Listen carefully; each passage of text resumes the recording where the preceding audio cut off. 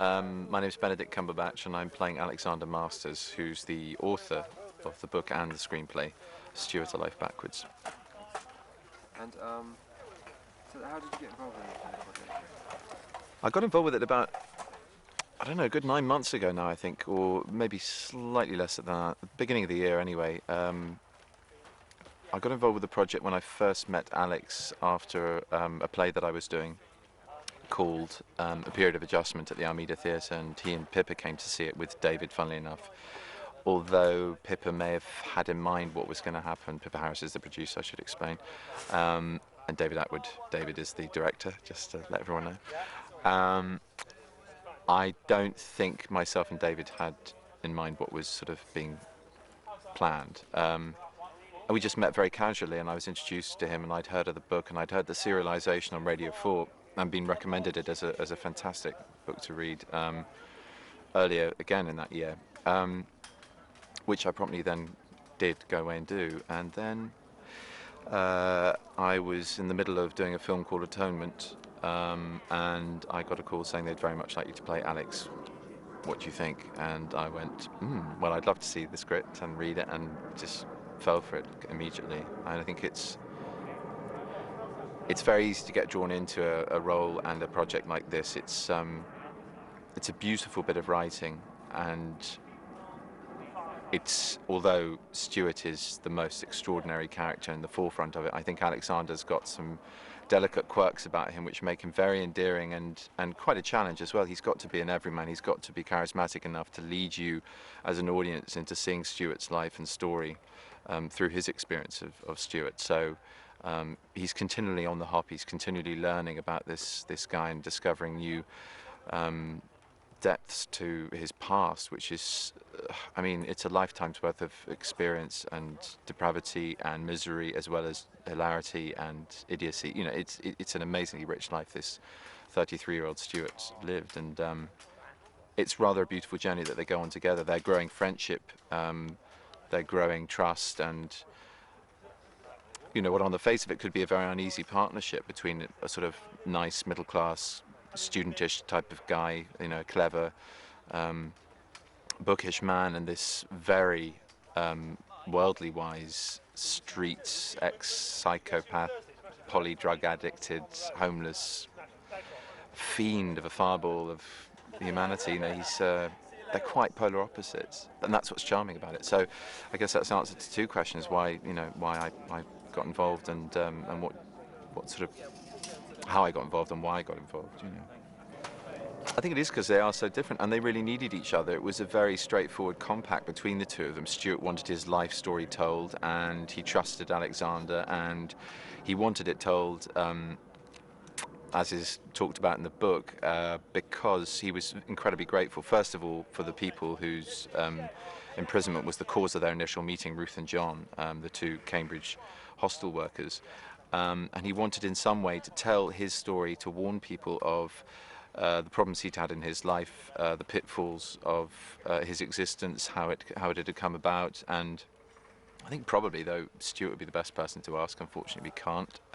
You know, I imagine to lay some ghosts to rest. Like any process of storytelling, it's a cathartic process. You expel something whilst owning it of, you know, your past, and it's a healing process. And he was at a stage in his life, Stuart, I think, where he for a chaotic homeless person, which is sort of how his type of homeless person is described. There are varying levels and reasons why people become homeless, and his sort of term, as Stuart says himself in the book, you know, as chaotic, as he'd say it. And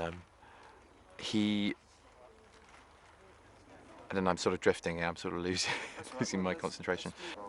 Well, to prepare for the role, I met Alexander, as you can imagine, quite a few times, and we got on very well, which was another indication that it was a good thing to be part of, that there was something that sort of made each other giggle about the whole thing. And He's wonderful, and without singing his praises too much, it was that side of it was a joy. I also asked him to sort of tell me a little bit about his life, because obviously it's Stuart's story, but to play someone, I wanted to know who he was before he met Stuart. So I did a bit of background reading of both of his parents' writings, both of whom were authors themselves, and talked to him on tape, funnily enough, rather like he did with Stuart, and sort of interviewed him and turned the microphone around a little bit. Although I have no doubt he'll somehow twist it so that he'll also use those recordings in his experiences of making the drama of his book. But we've kind of mutually agreed that that's all right, as long as we've got full editorial control, that is.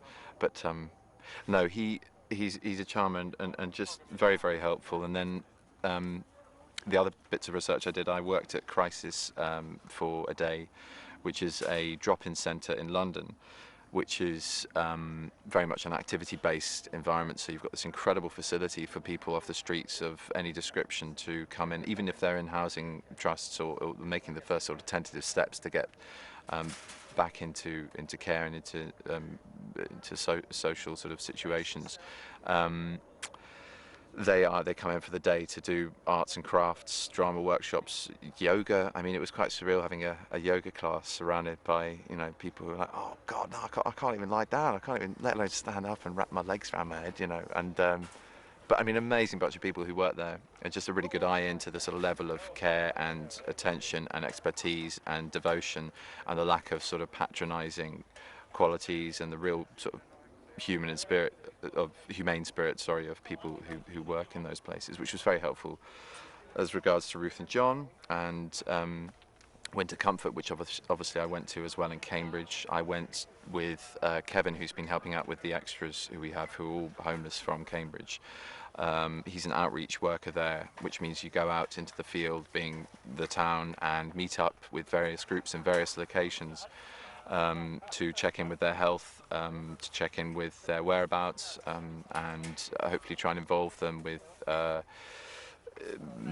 medical institutions, everything from hostels to any kind of help, any kind of service that can be offered to them, which was a huge eye-opener. I mean, it's quite scary when you start researching a part like this. You feel like a human tourist. You feel in a human zoo. It's slightly awkward, but I just thought, well, to hell, that's probably very similar to the sensation you get when you first start to work in one of those institutions as a professional anyway. You think, what am I doing here? This feels intrusive, and before you learn what you have to offer, it's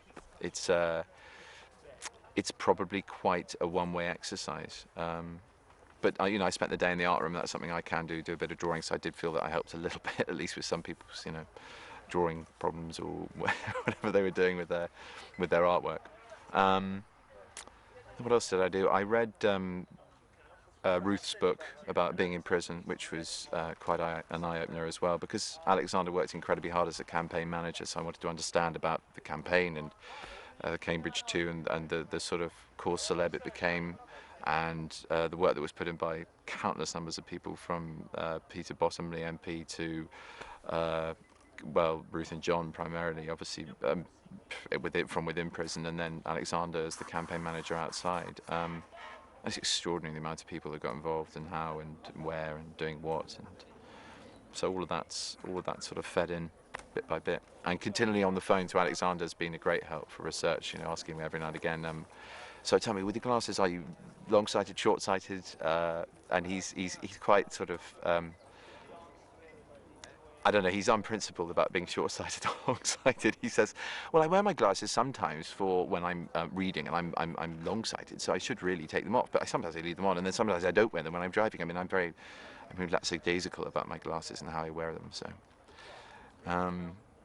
Very interesting chat. Anyway, playing a real-life person is very interesting, and it has its challenges, but at the same time, it's fantastic to have Alexander there at the end of a phone or in person on set, which has been, you know, on the face of it would be quite a nerve-wracking thing, but actually it's been incredibly helpful and encouraging and supportive, not at all daunting. I mean, partly because of who he is. He's a very affable, supportive, and humorous and sensitive man. I mean, he was watching a lot of it and sort of giving it his blessing by saying, I keep on having to step away from the monitor. It's bringing back the memory of it all very, very vividly. And it's quite moving, and I hadn't readied myself for that. So it's quite interesting to see that transfer to the opposite point of view of what it's like. We're being undone here by the real show, which is so Stuart's funeral that's going on in the background here, which you should actually have a look at.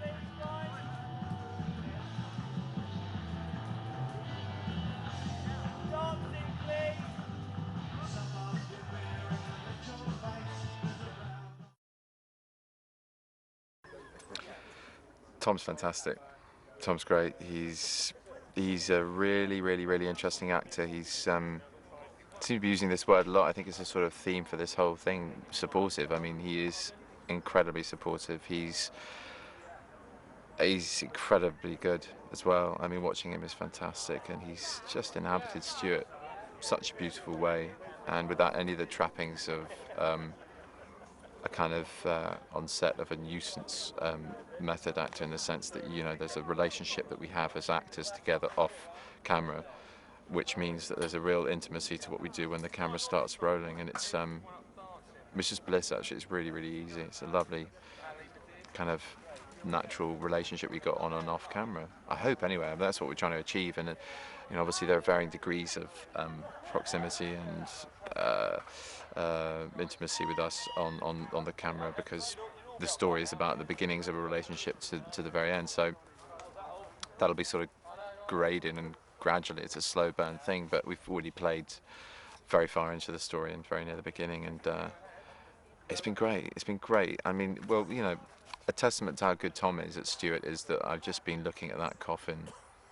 We've just done the funeral scene, and it's genuinely very, very upsetting to think that person's not going to be in my life anymore, selfishly, and also to celebrate who he was. And Tom's great. He's brought an incredible amount of humour and pathos as well to his character, and it's a huge ask to play someone as extraordinary as Stuart, and I think he's fulfilling it 100%. He's very, very good. Yeah, I mean, it's a very moving story, and it's a very it's a very dark, disturbing look into this man's life, and the things that he suffered from childhood.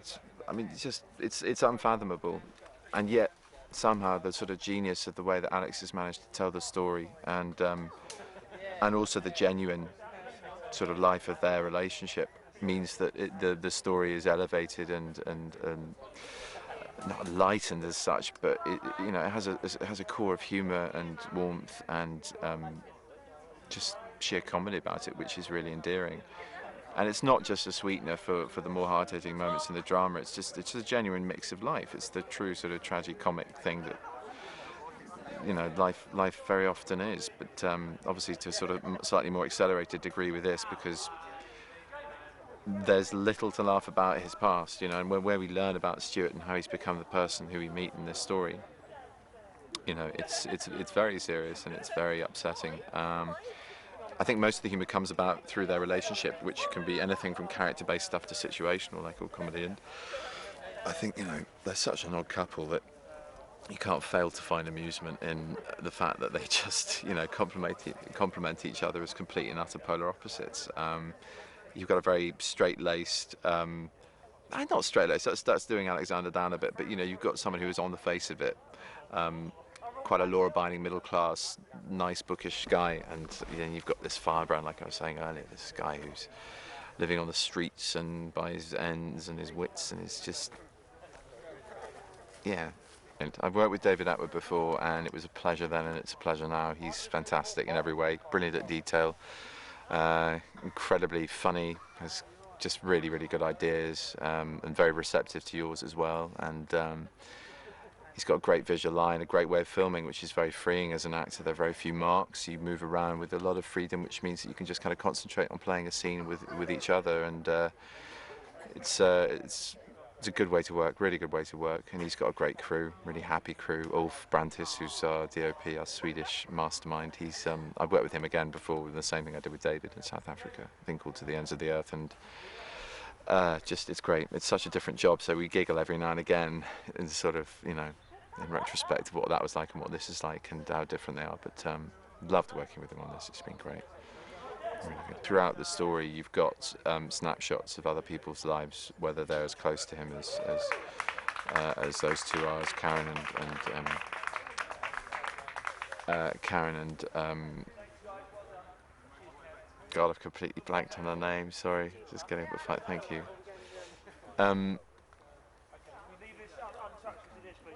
No, I should use the actress' names to answer your question, though. Nicola and Claire Louise, thank you. No, Nicola and Claire Louise are fantastic, and them as well as Felicity and all sorts of other people in this playing parts which obviously were either far more integral to Stuart's life and have their own story to tell, or my life indeed, Alexander's life. You know, giving fantastic snapshots and windows into that without interfering in the main sort of story as well, just enlivening it and enriching it, and they're all brilliant, absolutely brilliant. I think it's very hard. You're playing something as important in someone's life as their sister or mother. You've only got, and there's so little of you within the actual script that you've only got a very small window to make an impression, and both of those are doing it fantastically. But it's a hard job to do, really hard job to do. I think the audience will really, really enjoy this.